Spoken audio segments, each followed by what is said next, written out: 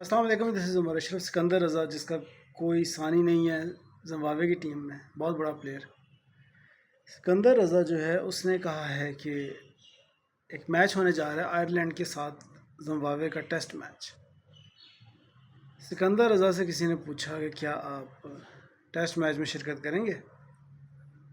सिकंदर बहुत बड़ा प्लेयर है ज़िम्बाब्वे का, अगर वो कहता हाँ करूँगा तो उसे कौन रोक सकता है।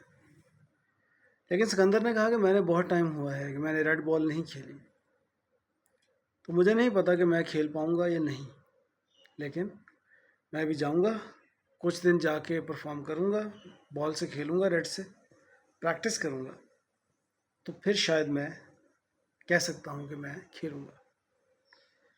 तो देखते हैं कि अब क्या बनता है। सिकंदर रज़ा क्या टेस्ट मैच आयरलैंड के ख़िलाफ़ खेलेंगे या नहीं, ये अब कुछ दिनों बाद पता चलेगा।